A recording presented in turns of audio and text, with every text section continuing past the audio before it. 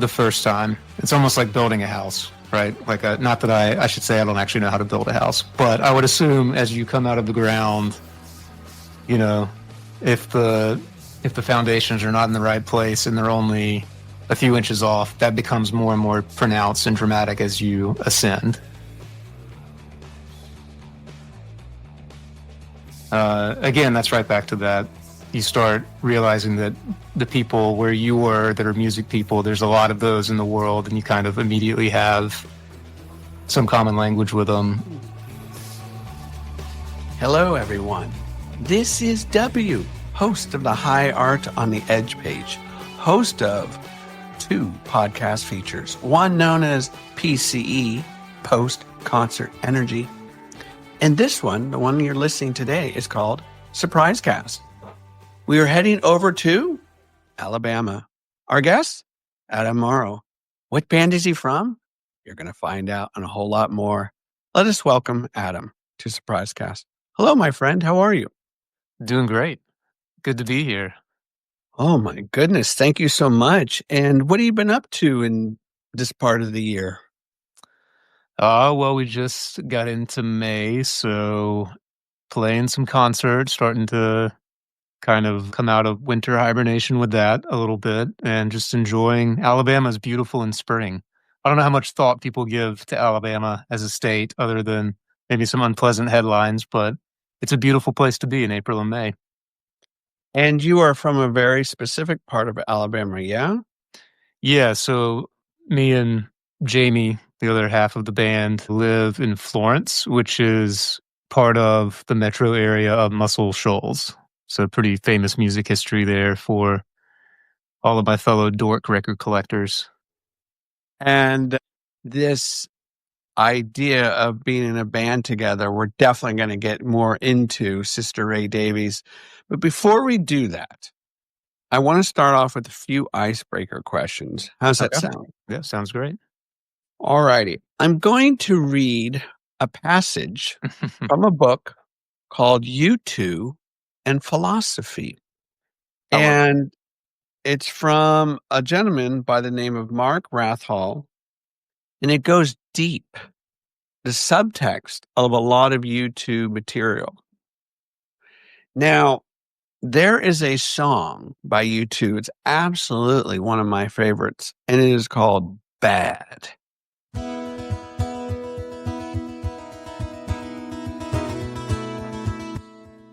And this is what is being discussed here. Here we go. If I could, through myself, set your spirit free, I lead your heart away, see you break away into the light, into the day. These lines from Bad tell a soul trapped in addiction, and the speaker's pain in being unable to save that soul himself. He is, as philosopher Nell Noddings would say, one caring. In other words, the speaker is not working from an egocentric position. He is clearly thinking of others first. Nor is he simply projecting outwards from himself. He is instead receiving the other into himself, placing the connection between himself and the other person at the center of his ethical decision-making process. He recognizes the pull of temptation. However, by acknowledging that to resist, he must remain wide awake. Now, I chose this because I think it's a very profound insight into an incredibly moving song. And as I just mentioned, it's a song that's very important to me and has always been. Tell the listeners, if you wouldn't mind, a song that has that kind of impact on you, whether it be through its lyrics, whether it be through its melodies, its instrumentation. Can I stay with U2? Yeah. I'm a huge U2 fan.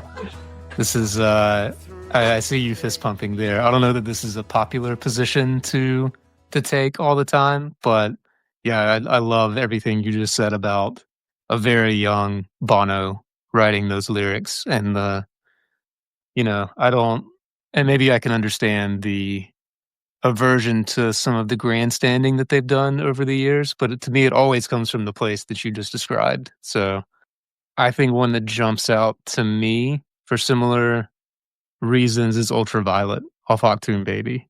I love that song. I love the aesthetics of that song. I love 90s U2 in the way, I mean, Octoon Baby's always been celebrated, but a lot has been dismissed, and I think going back to listen to it now, it holds up very, very well, and the chorus of that one, just at the end, they start repeating it, and every time I'm like, "Just as many times as you guys wanna repeat this, have at it." I love that. I was not expecting that, and not many guests I have had on Surprise Cast have mentioned you 2. Now, maybe that's because they don't remember to bring up you 2, or maybe they just don't like them. Doesn't really matter. But what I'm saying is, Adam, you're kind of in recent memory, someone has brought up you 2 in a very favorable way, impactful way. I think when my friends listen to this, they will think this is a setup, that I've convinced you to bring up U2. This is the hill that I will die on, for sure. And I think that's completely fine, and I love that you will die on that hill because I'll be with you too. Perfect. Okay, so now with regards to you, well, let us back up here because there's so many different ways I could approach your answer. You mentioned you 2 being important to your life. So when did that happen? I think as I thought about the specific music that Sister Ray Davies makes, and maybe the kind of music that I'm very comfortable with and feels like a second language, a lot of it is described as maybe cinematic or atmospheric, sprawling, all of these things. And I think probably a lot of it comes from growing up as an only child, and my dad had a Joshua Tree cassette tape that we just wore out. And being the only kid, riding around kind of just in tow with whatever they were doing, whatever my folks were doing, it just, it was a soundtrack. And those songs are just still so important to me. And I think when I then got older and worked backwards and was interested in music, realizing, oh, Brian Eno's fingerprints are all over this, Daniel Lanois all over this, and kind of following all of those trails and going down rabbit holes, that has been pretty monumental to arrive at whatever we're doing now. You mentioned your father, and I've heard this time and time again from my interviewees. That moment or those indelible moments that they had with their father and or mother regarding that musical explosion. Tell us a little bit more about your father and how has he inspired you along the way?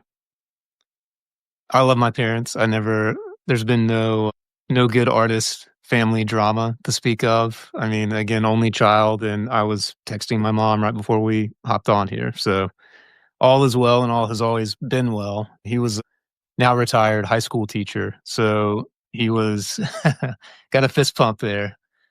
So he taught Southern literature for a long time when I was smaller, and then psychology. So students would give him tapes of whatever was going on at the time, whatever they were into. They would make him a mixtape and bring it to class. I would always joke because I went to the school that he taught at, that there was, popularity wasn't really an aim for me as a teenager, fortunately, but I could not have competed with him. He was a beloved teacher. So yeah, that was a big part. Tuscaloosa is where I grew up. That's a college town. I think kids were sneaking off to see whatever the new band was in the early 90s and then reporting back to him. So heard some cool stuff. You mentioned that he was much beloved professor, instructor, teacher. So what traits did he possess as an educator that you feel like you have inherited? That's kind of set up to brag on myself there, isn't it? It's whatever I admire in him. I don't know. I mean, he was very easy to talk to, easygoing, a little aloof, endearing way. Yeah. There's probably some of that has made its way to me, and I think being in a house and seeing him have friends where ideas mattered and art mattered and books mattered was a different way to grow up than maybe the alternative in Alabama. The alternative anywhere, but especially somewhere like Alabama. What do you mean by that? I mean, if you want to reduce it just to, say, using politics as an expression of that idea, Alabama's gonna be a solid red state every time. And people forget that, I just looked at this the other day because we had the sitting president came and spoke at my alma mater, the University of Alabama. And, that was upsetting to a lot of people. Obviously, around the world, people would think that Alabama cheers that on. But, almost 800,000 people voted against him in the state of Alabama. So I think it's important to remember that, you know, there are a lot of voices here. There are a lot of differing opinions and different backgrounds. But as a young white kid, boy in the early 90s, I think you're going to be. I wasn't raised with a certain set of expectations, but there is a very logical path to get on with Sure. that may not prize, reading and music and these sorts of things.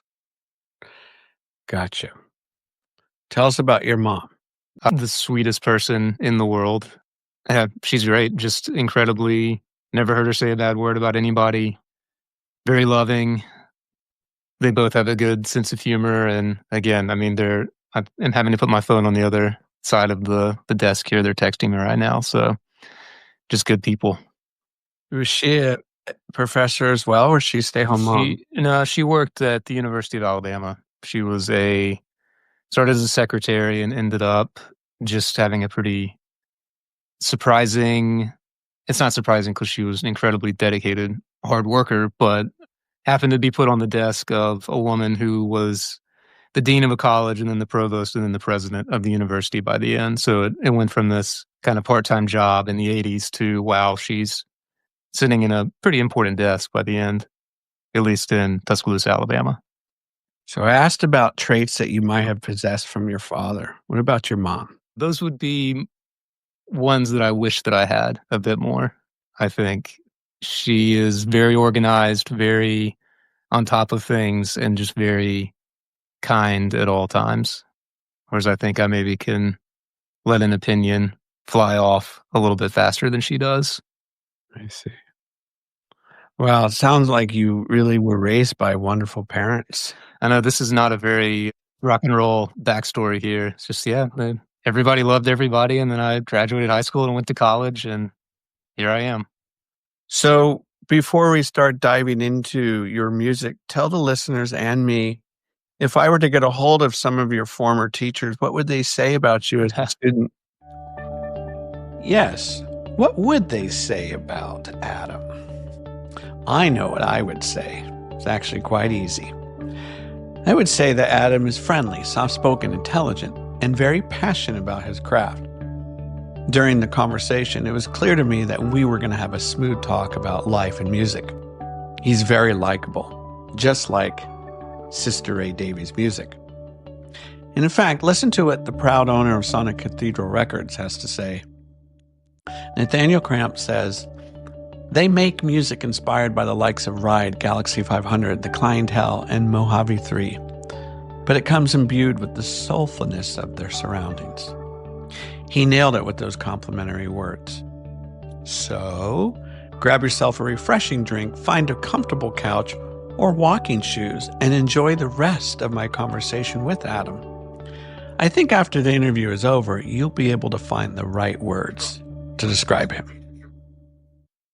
I think probably, I don't know. I'm not that exciting. Probably well-behaved, a little bit of an independent streak, possibly opinionated at times. But yeah, by college, I think humbled enough to just be curious. So, thank you, by the way. You had mentioned that you grew up as an only child. So tell us a little bit more. You mentioned about U2 and your father and the cassette and all that. Did you have friends opening the music doors for you at a young age, or were you kind of discovering this on your own?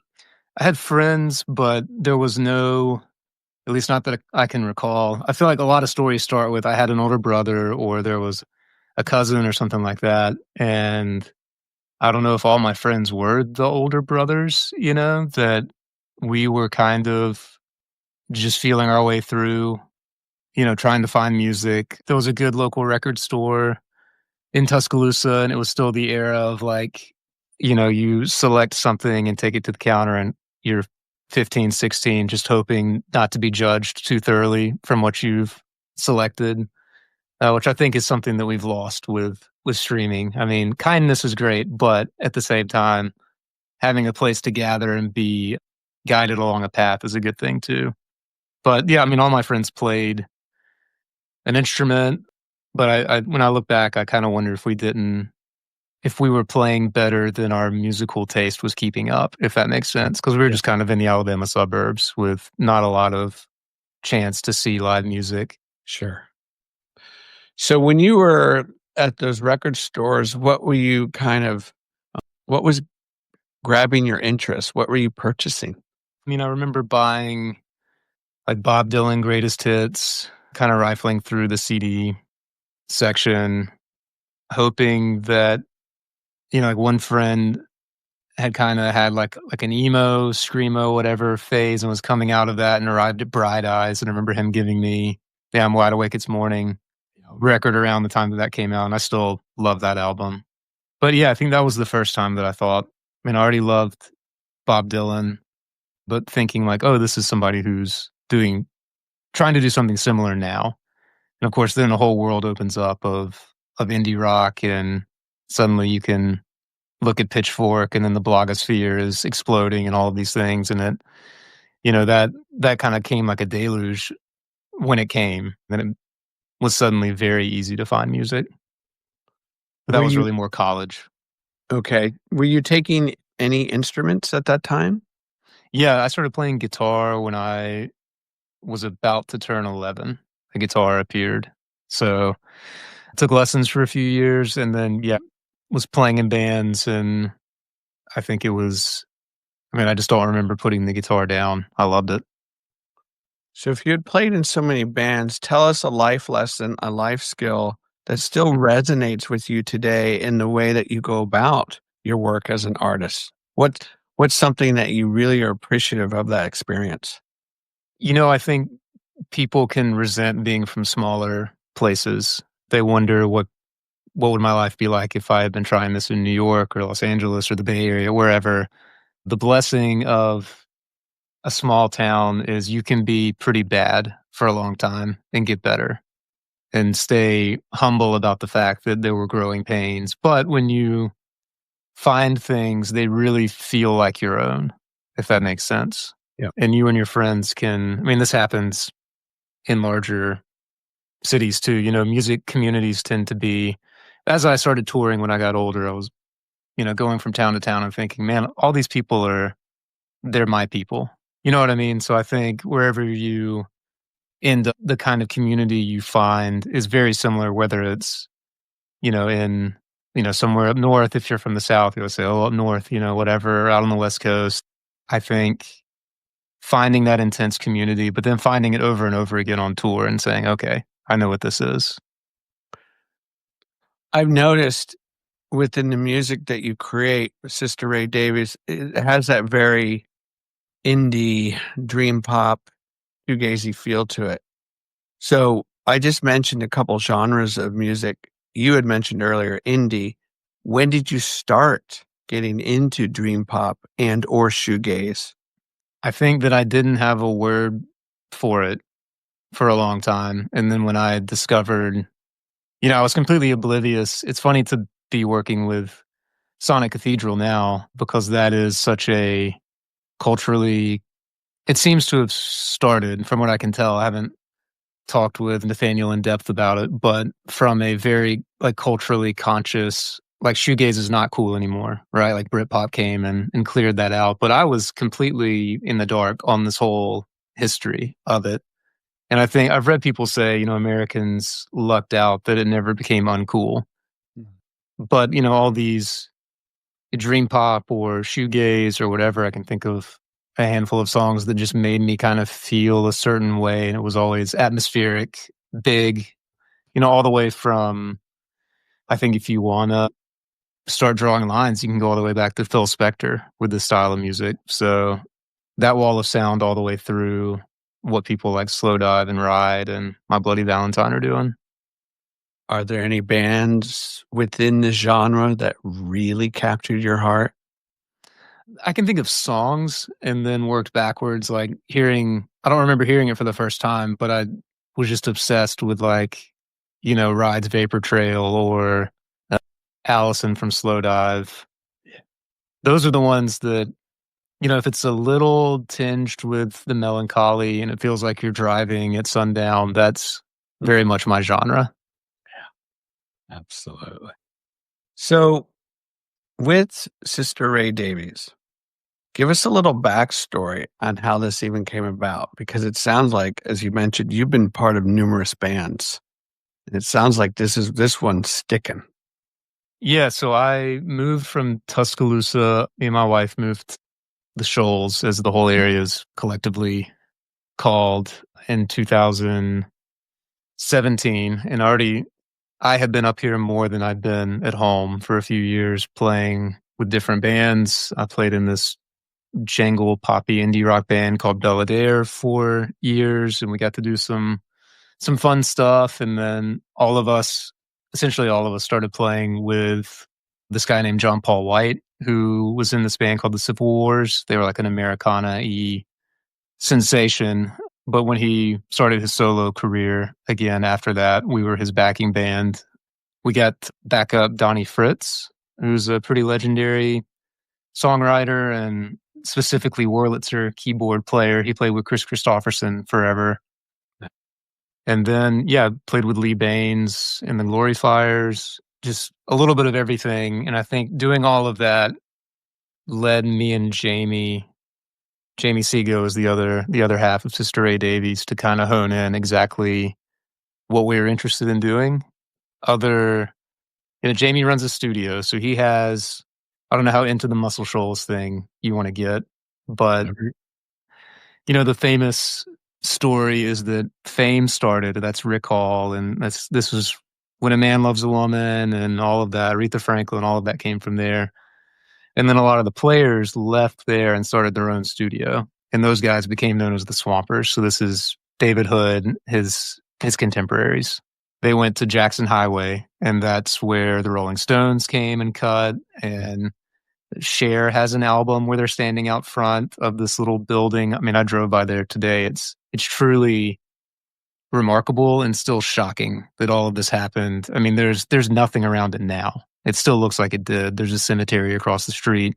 That's it. So they left there when the landlord tried to go up on the rent and wouldn't let them buy the building, and got this spot down on the river, right on the Tennessee. And really, they were kind of in their heyday then and built a very, very nice studio. And now Jamie, my bandmate, rents Studio B. So they gave it up decades ago.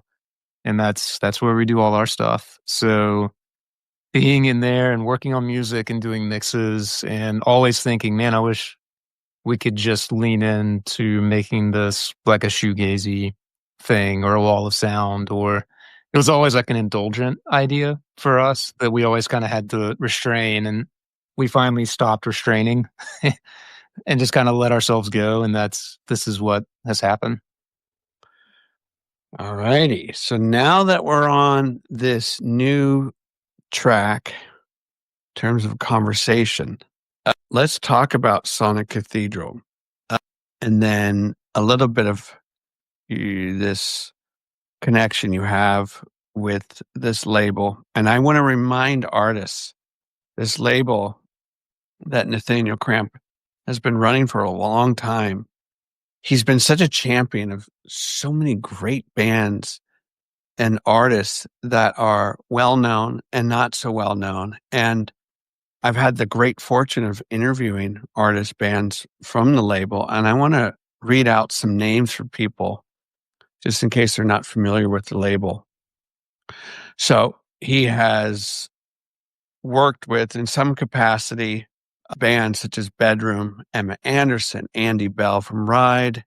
We've got Deary all the way from London, Mark Peters, Three Quarter Skies, Simon Scott's side kind of project that he does outside of Slow Dive, Dean Wareham, Whitelands, and of course you guys. So, and I haven't even mentioned others, but there are loads more. Tell us, Adam, how does it feel to be part of this community? Completely surreal. I mean, just completely, totally strange. And I'm glad you said community, because when I first started talking to Nathaniel, it was really just to say, like, we're doing this thing. I know the records that he's put out and that amazing list of artists that you just mentioned, and I thought, well, maybe he would enjoy what we've done. I wasn't fishing for, I want to work with you or do anything else. Just like, maybe next time I'm in London, we can get a coffee or get a beer or something. As much as I just went through the Shoals as this historic music place, we are a bit fish out of water in terms of what this current project is. That's not to say anything bad about whatever's going on here now, but community is the word that was in my head. And to be able to connect with what he's doing is really remarkable. I mean, I really still pinch myself.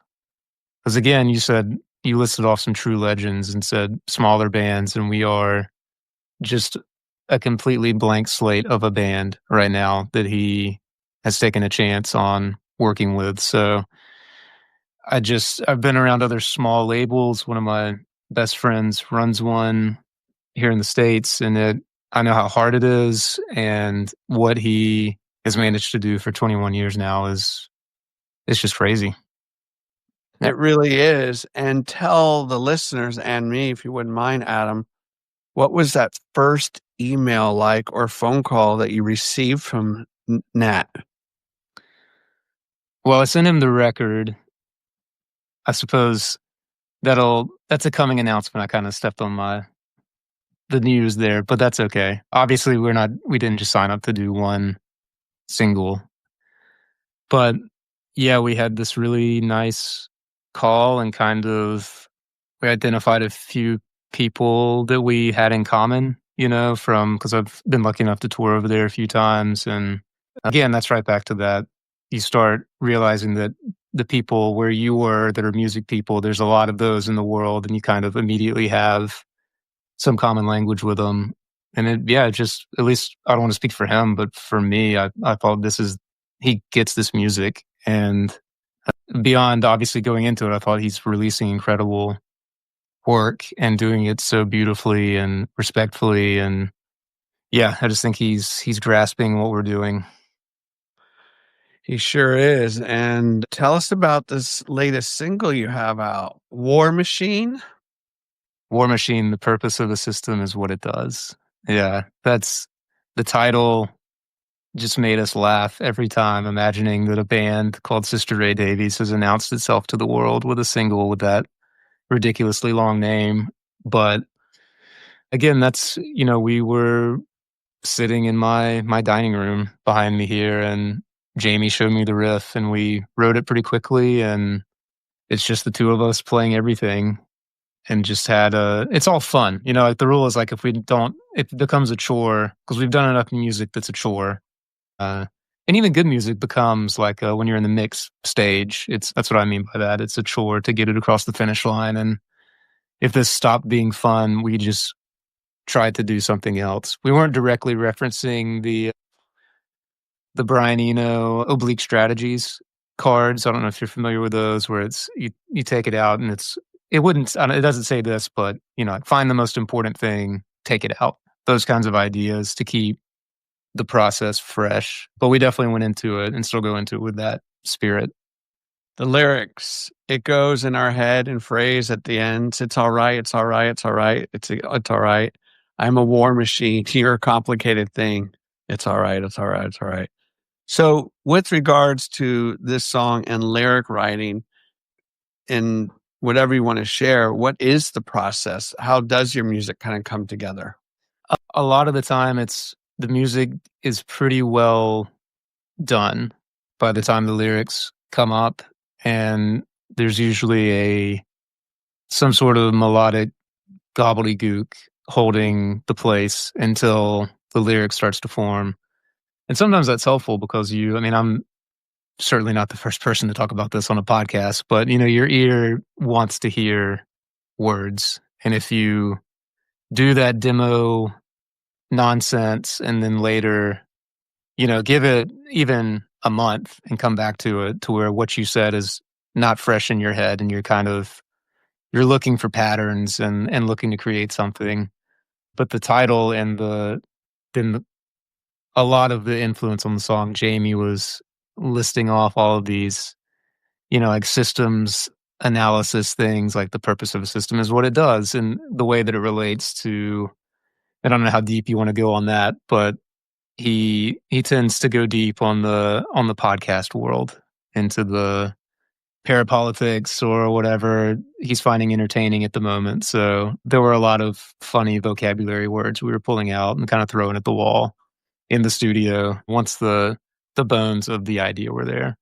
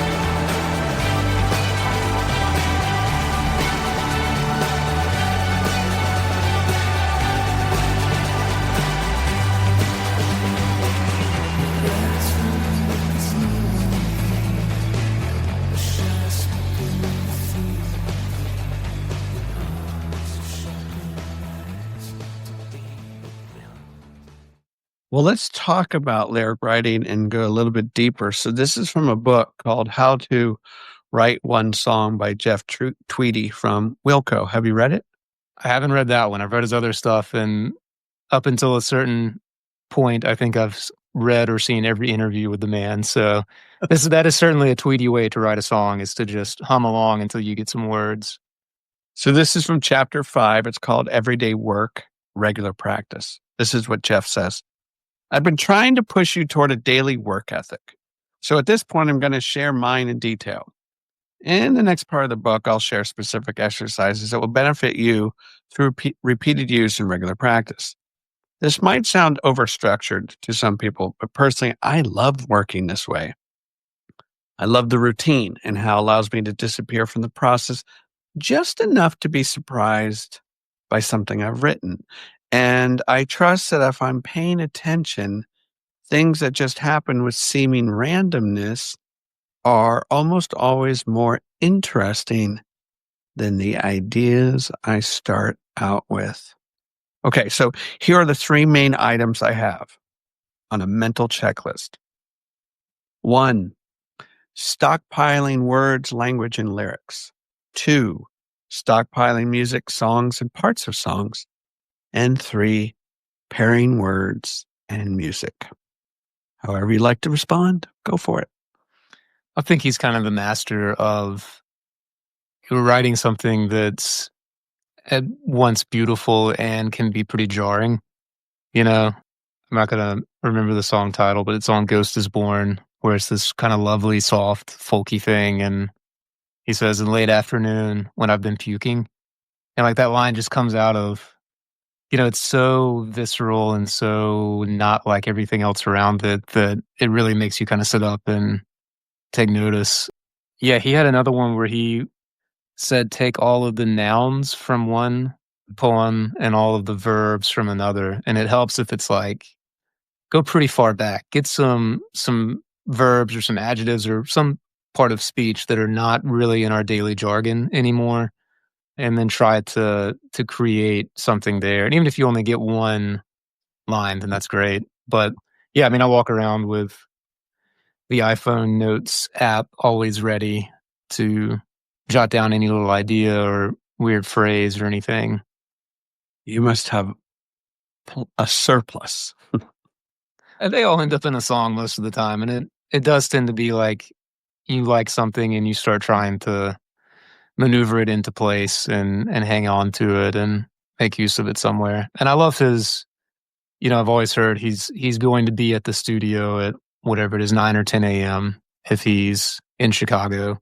And that idea of, like like a almost sports cliche, like you're lucky if you're prepared. Like if you are willing to sit and do the work, it's not particularly romantic, but something's going to show up if you make yourself available. So he goes on to say 12 a.m., often 3 a.m. ish. I usually take this time right before I go to sleep to focus on getting lyrics set in place enough to sing at least one verse and one chorus into my phone. If I'm really making progress, I might write a half dozen or so verses while I have the meter, cadence, and rhyme scheme locked in. Why do I do this? Because I believe that you need to put yourself consciously in the path of your subconscious. Damn, that's good. It's great.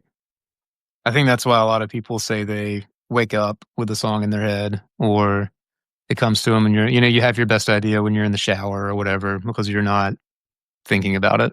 Right. So you guys have an EP coming? Do you have an album? Yeah, it's going to be an album. It's a little bit in the future, but yeah, it'll be out in the fall. Okay, so in terms of now working as a duo, this is a new thing for you? Yeah, it's been all the working process is familiar because me and Jamie have worked, just the two of us, quite a bit on different projects and see eye to eye, when we're making stylistic choices or what is the ambition of the song that we're working on, that sort of thing, but also complement each other really well. He's a great studio engineer, does all the mixing for everything, masters everything. I mean, it's a complete in-house operation, and he's a fantastic guitar player. So the thing that's been a challenge that I think we have figured out is when you sit in a studio and you have infinite possibilities to then reproduce that for a live show. So I think we figured that out, but it's been two boys from Alabama finally learning how drum machines and samplers work, which is, we are behind. The cliche holds up. We were behind the times on that one.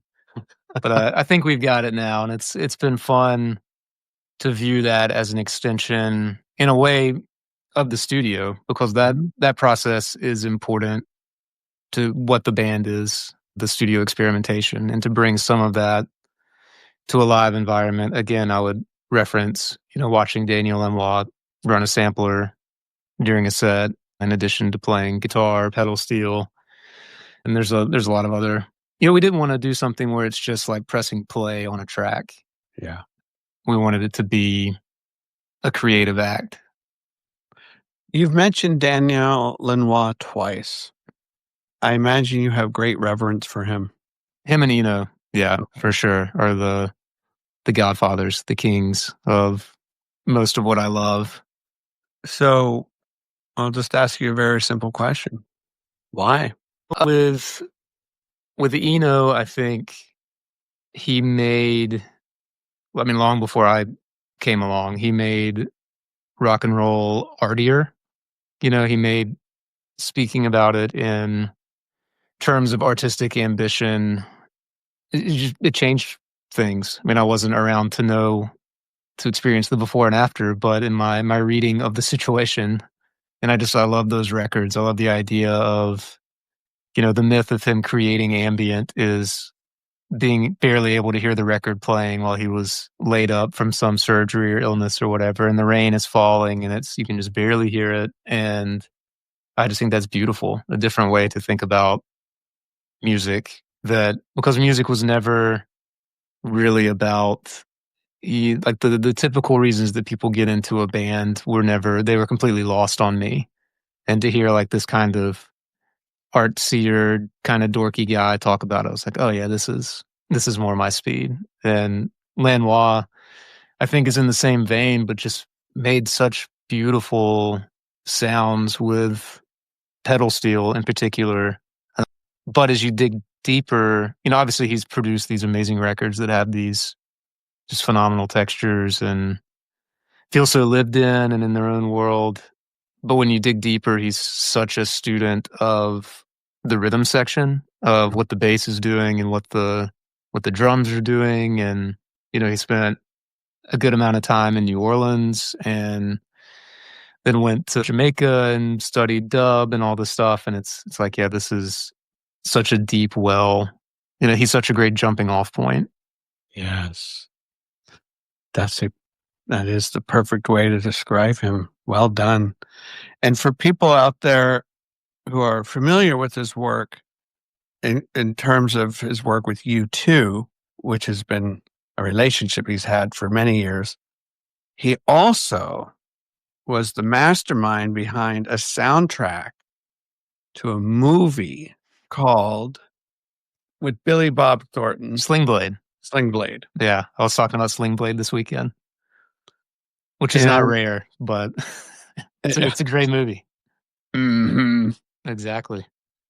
And the reason why I'm bringing this up in this conversation is that what he's so good at, in my opinion, we talk about atmosphere, but these textures that he's able to imbue are subtle and powerful.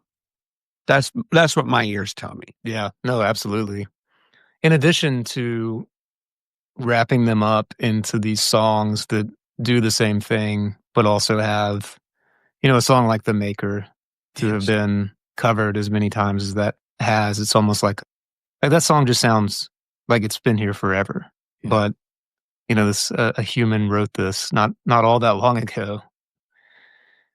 Yeah, just texture's the word. A human wrote this. There's a few songs that hit me that way. So the first thing that hit me when you said that is AI. What are your thoughts? I meant more like when I hear a song like The Maker or a song like The Laws, There She Goes. I'm like, man, this feels absolutely perfect. And this just came into existence. And it seems like it just fell out of the sky in 1965 or something, but in fact, it did not. AI, I don't know. I know people fret over, I think it has implications that are very frightening, but I don't know that they are for the art world. And I know a lot of people would disagree with that, but when people say like, oh, Spotify is using AI artists to populate their playlist or whatever, it's yeah, of course they are. They're a tech company. So these things don't come as a shock to me. And I don't know that, ultimately music is about gathering with other people in a space to experience something. And I mean, I love records and I've spent more time with my headphones on than I have at a venue, even all these years of touring and stuff. But so I love records and I do think that but still, I mean, you can smell the difference, right? Even when it's a recording. Yeah, absolutely. I love your word choice, your articulations. You can smell the difference. This is good stuff. It kind of reminds me of a gentleman I'm going to read next to you. His name is Rick Rubin. Okay. Are you familiar with Rick? I am. Yeah, I've heard of that guy. Yeah, he's had a pretty good career. He's had a really nice career. The Creative Act of Way Being. I have been using this book time and time again with my interviewees, and I'm going to pick out a passage here, and I just love to get your thoughts in the way that you perceive it as an artist.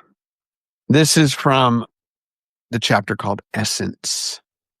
If a sculptor makes a work out of stone or out of clay, the experience of that work is very different. Yet a work of stone and one of clay can have the same essence. The essence is always there, and our job in the craft phase is not to obscure it, The work's essence may also change from time you start until the time you finish. As you refine the work, add elements and move pieces around, a new, different essence may emerge. So, Adam, are you a person that likes to move the pieces around to change the possible essence? Is that hard for you? I think I embrace it. I know I have friends who see recording in particular as capturing something, documentation more than experimentation, and I have always, it's funny, he used sculpting. I've heard Eno use that the multi-track recording allowed people to view a song as a painting, and you're coloring it in different ways. Yeah, I think we even had a conversation, Jamie and I, early on when thinking about this project, and we used the term modular, that we wanted all the parts to be able to move like that around the song. And if something's not working, let's cut it. If something's good, but it's in the wrong place, let's move it. Again, we don't want to be bored, which people may laugh when they hear some of the songs because there is repetition, but it's at least in our estimation, served a purpose. Mm. So, when you say not being bored, I think I know what you mean, but let's go further with that. Tell me more. I think as you get better as a songwriter or producer of music, you're able to hold your own creation a lot more loosely and kind of view it as, if you write something or you record something or make a video or do whatever and you show someone else, I feel like when that act of showing someone else, you immediately know every weak point in it, right? That you wouldn't have experienced if they hadn't been there. Yeah. I think being able to predict where that's going to be and be less sentimental about your own creation and kind of going at it with more intensity in the editing process, I think is what I mean there. That if we don't want anything there just because it's there, you know? Okay. Now, I've asked artists this question. When it comes to sculpting, refining, editing the work, are you kind of like a Stanley Kubrick, meaning you will spend hours upon hours trying to perfect a 5-second sound, whatever it may be? What we've found is generally that if we get it right the first time, it's almost like building a house, right? Like, not that I should say I don't actually know how to build a house, but I would assume as you come out of the ground, you know, if the if the foundations are not in the right place and they're only a few inches off, that becomes more and more pronounced and dramatic as you ascend. Yes. So we will be very particular about those bass, BASE, not bass guitar parts. And usually if it needs a ton of work, then after that, we're pretty skeptical about the quality of what we've done. Yeah. I've heard from artists when they create music, sometimes they are kind of paying homage to bands that have impressed them, they have great respect for. Do you ever find making music to be that true for you? Like, oh yeah, this sounds like, and we're actually paying respects to that band or that artist.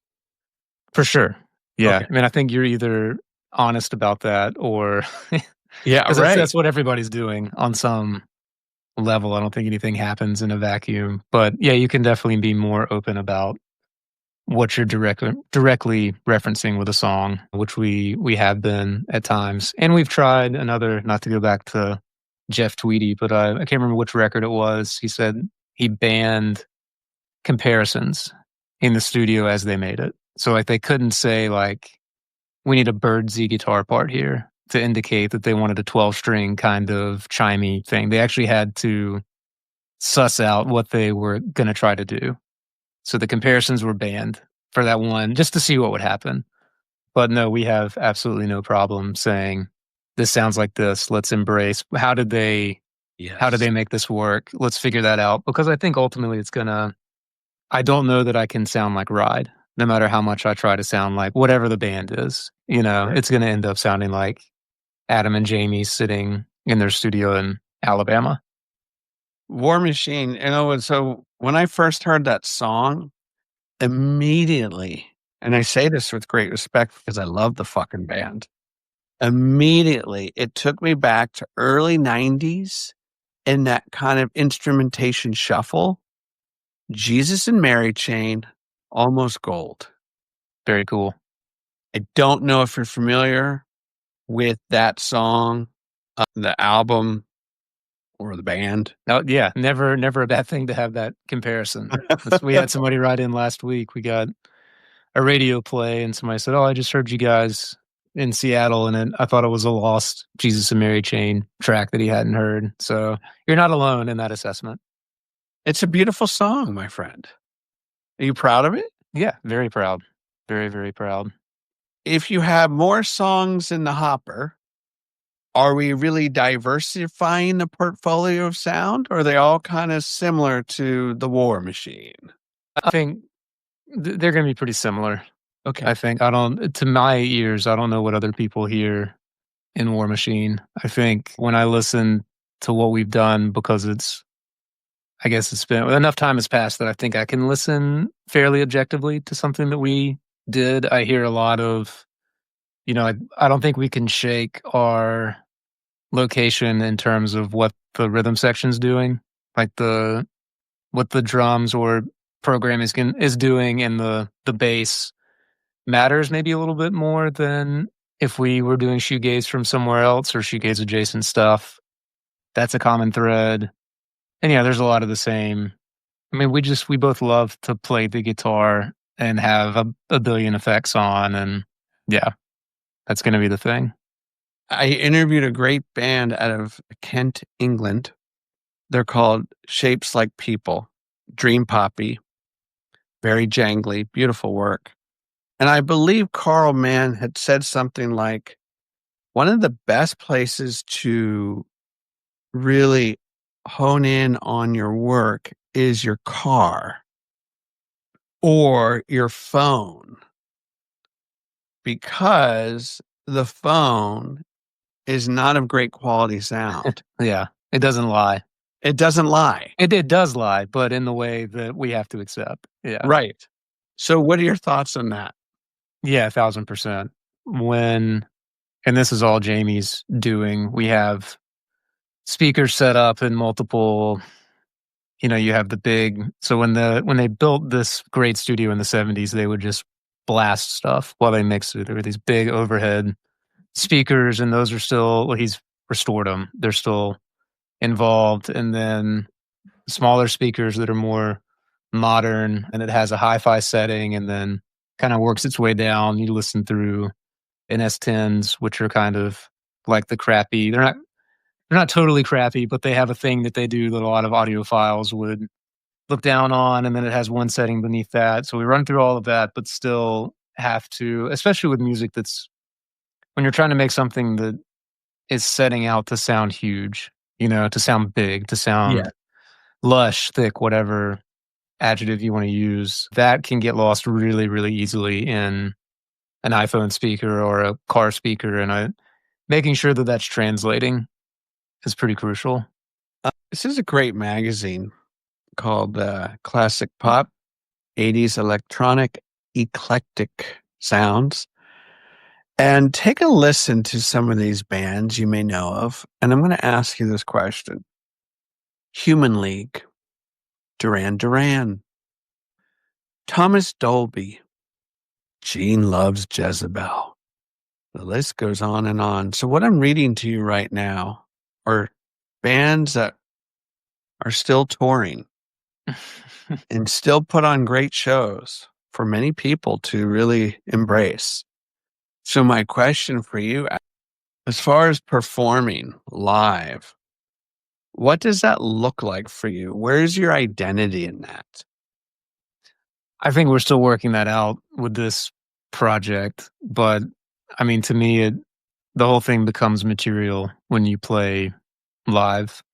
I don't know if that's partially, the majority of my I'm 35, so the majority of my musical career has existed in the streaming era when the tangibility of a record is a bit more inconsequential than it would have been if you're actually, like, seeing people buying vinyl and doing this and that. So playing live is not only financially necessary, it's artistically necessary.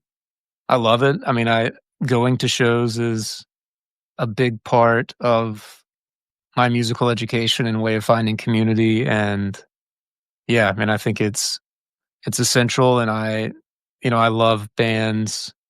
I'm unafraid to say I love the Grateful Dead. I love listening to bands that took risks on a nightly basis, and sometimes it pays off and sometimes you fall flat, but I think that that experiment in community with the audience is pretty essential. So as we're trying to figure out what we're gonna do, how we approach all of this, because we're very we've been playing a long time as musicians, but as this band, it's still a learning what it is on the road, and that's something we're trying to keep in mind instead of just a programmed thing, if that makes sense. If that answers the question. It does. And if you wouldn't mind sharing with the listeners and me, if you were to do a tour, whether it be a 2 or 3 week tour, month, wherever, is there a particular part of the world that you would love to play in?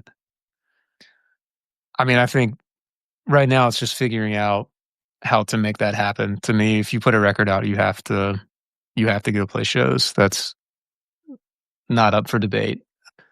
So we are going to do it. What the extent of what that looks like is really how certain cards fall. I love I've been lucky enough to tour in Europe and the UK a few times. I think that's amazing. I think just the difference in I don't know if it's because you are someone new coming to a place that you get treated maybe a little bit differently than you do where you're from. I know we have especially right now, a tendency to put rose-colored glasses on about other parts of the world, but I've only had amazing experiences with crowds and promoters and the hotels, and I mean, every part of it feels cushy to me and in a really great way and artistically invigorating to be around so much, both recent and more in the past history. But also the touring the States is great, and before COVID, I was pretty reliably doing a circle around the US 2 or 3 times a year, so I would love to get back to that as well. There's a lot of cities that, I wouldn't have had occasion to just go to as what we'll call a private citizen, if I wasn't working, that I have loved. And again, like you're bumping into you're not just getting a hotel and like going to the museums or going to the whatever and doing the touristy kind of stuff. You're with real people who are, whether they work at the place you're playing or have just come out for the show, it feels like a more authentic glimpse into whatever location you're in. So I love that aspect of it. Because you have a great breadth of experience with music and touring, and this project, Sister Ray Davies, just be the two of you, what is the advantage of having just two people on that stage? And what are the disadvantages? The advantage is, unfortunately, the reason I said to your last question that before COVID I did more of that is if you were making money as a sideman for somebody, there's a lot more people are trying to make up for what they lost over the course of the pandemic. There's a real problem with how many venues were lost and how much we lost a lot. And I don't know how we should recognize that, but it does feel like we're kind of just stumbling forward the best that we can, which I mean, I guess that's a very human thing to do. But so just the two of us with our amps and our sampler can travel a lot more quickly than a lot more lightweight. We can just jump in the Prius and head off down the road instead of getting the Sprinter van together and taking everybody out. And, it's one hotel room. Gas is cheaper. Everything is to scale. And if you are not getting paid a lot every night, splitting that two ways goes a lot further than it would otherwise. The downside is bands are bands. I have like a spiritual respect for what happens when people assemble to play music. And I think that we get some of that. But when you introduce more and more, not too many people, but the right number of people in the right situation, that's impossible to replicate. Yeah. I'm sure that you have a whole laundry, a whole list of bands that you've seen live that have really inspired you. I would love to know a couple of those bands or shows. There's one that always sticks in my head. I was in college and drove to Birmingham one night to see Andrew Bird, and I didn't know. Yeah, his his opener at the time was someone who had just put out their first record, and it was Saint Vincent. And my mind was just, you know, me and I don't know how many people had shown up to catch the opener, but just blew my mind. That was another like she's doing something on a different level she's doing a thing I didn't know was possible with like it's kind of chamber pop music, but it's also like she's shredding the guitar and it was just amazing. And he was great. Andrew Bird was great too. And then the next night we went to Atlanta to see U2.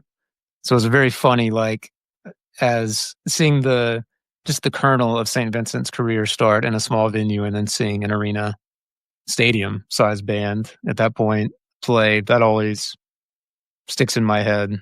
But yeah, seeing even at the local level, there's a great band from Alabama called the Dexatines that just sound like a freight train going down the tracks. And their songs are so smart and they sounded like where I was from, you know, but they're doing things with their lyrics and their artistry that were a step above. You hear loud, kind of twangy guitars. It's not country, it's very much like southern rock, almost punk edge stuff. But I mean, that blew my mind all the way through, last about a year ago, last May, we drove down and saw the Resurrected Slow Dive play and Drab Majesty opened. And it was, I love those songs for so long. And to see them play this pretty big open air venue, and it's not only like a bunch of, you know,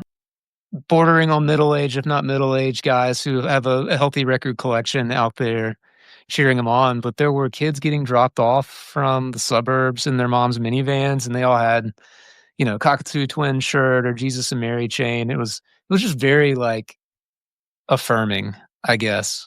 You can be it's easy to be nihilistic about maybe what technology has done to us and to younger people. But it was just, I looked around and like, no one's filming the whole set, just a lot of people living in the moment on a beautiful spring night. So that's the best one that I've been to lately. Can't go wrong with them. No. I'll be seeing them next Sunday here in Oakland. Oh, fantastic. Yeah. So It doesn't they've stopped touring since that last record came out. we're so blessed, aren't we? Yeah. Yeah. They seem like a band. Yeah, I mean, when you first hear Souvlaki, if you're me, it's like, well, I'll never this band doesn't exist anymore, Yeah. And to get two great records and get to see them live, it's really remarkable. Okay, so what's coming down the line for you and for the rest of 2025, if you whatever you can share? More music for sure. Great. More shows. What that looks like is TBD, but we'll definitely be playing. The label is in London, which sets up a great excuse to possibly make a trek across the pond. But yeah, between, now and say the end of summer, we're just trying to play as much as we can and figure out what this is and get the word out. And, it's a tough thing to launch a band. And that's kind of where we are right now. So Mm. talking to folks like you who take very kind to take an interest early. It's quite easy to do that, and you got to obviously bring an endorsement from Nat of Sonic Cathedral. Are there any movies, books, albums you'd like to recommend to our listeners? TV series? I'll give you, how about 2 movies I've seen recently and 1 book? So I saw Sinners in the theaters a couple weeks ago. I was a little bit late. I know this may not be a timely plug, but man, it was just fantastic. And as a Southerner, to see, it's in the Delta in Mississippi, so that's a few hours from where I am. But I've driven through plenty of times, and yeah, just to see a beautifully shot, very ambitious story exist in a space that I have long thought a story should, a movie specifically. Obviously, there's a good history of Southern Gothic writing, but yeah, to see that play out on the big screen was really amazing. We always say, "Did it land the plane?" And it came in pretty hot, but I felt like it was. We'll go spoiler free. I thought it was good. I really enjoyed that one. Go see it, everyone. Yeah, did you enjoy it? I just saw it.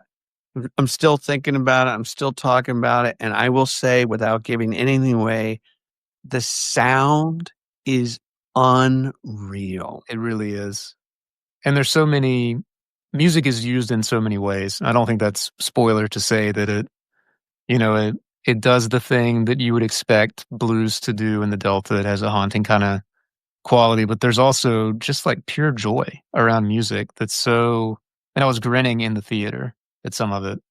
And there's some really amazing music centric montages as well. So it's great. The other one that I've seen recently, not a new film, but not too old, was Perfect Days, the Wim Wenders movie about this Japanese fellow who just cleans toilets in Tokyo. Toilets in Tokyo. It's a challenge for a southern mouth. But yeah, that was just like a 2-hour meditation that I'm kind of still thinking about. Strongly recommend that. It's a good antidote to 2025 in a lot of ways. And then the book that I would recommend is one called Soil and Soul by Alistair McIntosh. And he's writing about, this one had a pretty heavy influence on the band and what we're writing about. On its face, it's kind of an ecological story about this guy trying to save land in the Hebrides in northern Scotland. But he is a academic and a Quaker. I don't know if he's a layperson or if he's in the ministry side of things, but he's writing about everything with a very reverential, spiritual quality while also just telling the history of, say like the Highland clearances and how they might relate to even American identity. Doing it in a really beautiful way that, he had this idea called emergent properties that I was already thinking a lot about when Jamie brought up the phrase, the purpose of a system is what it does. And I thought, oh, this is perfect. So that book, I read that last year, and I was reading it while writing a lot of the music that will come later this year. And I'm sure it's all over it. Fantastic recommendations. Thank you so much. Much appreciated. Final question. I learned about your past, very interesting past. Who are you today? Not to keep talking about the pandemic and its impact on the music industry, but it was a challenge to, if the framing of the question is who are you, then yeah, it was a bit of a challenge to self-identity, to not being someone playing a bunch of concerts every year, being a part of music in that way. I think having to be more stationary and more quiet has probably led to more resilient artistic output, if that makes sense. Mm-hmm. I think, our goal with what we're doing now is more about setting ourselves up so that it's something we can continue doing, whatever scale that looks like. So we're just kind of tickled that anybody wants to listen to it, Yeah. That's where we're at now. All righty. Well, looking forward to hearing the nuggets as they appear one by one, or full album, EP, whatever comes our way. All good. It's been a real pleasure speaking with you, Adam. Thanks for having me. You're absolutely welcome. And I want to leave the listeners with another quote. And this time we're not going to respond to it. We're just going to listen. And before I read the quote, can you remind the listeners where they can check out your music? Yeah, it's everywhere music can be had. After I spoke ill of Spotify, it's on Spotify, it's on Apple Music, it's on Tidal, all of the places, and of course on Bandcamp too, if you're a Bandcamp user. We're posting most regularly on Instagram, so if you want to follow along, that's where we are. Again, this comes from The Creative Act, A Way of Being by Rick Rubin. He says this: if we are paying attention, we may notice that some of our most interesting artistic choices come about by accident, springing from the moments of communion with the work, when the self disappears. Sometimes they feel like mistakes. These mistakes are the subconscious engaged in problem solving. They're kind of a creative Freudian slip, where a deeper part of you overrides your conscious intention and offers an elegant solution. When asked how it happened, you may say that you don't know. It just came through you in the moment. Thank you for tuning in to this really lovely podcast feature known as Surprise Cast. Remember this, everyone. Great music is all around us.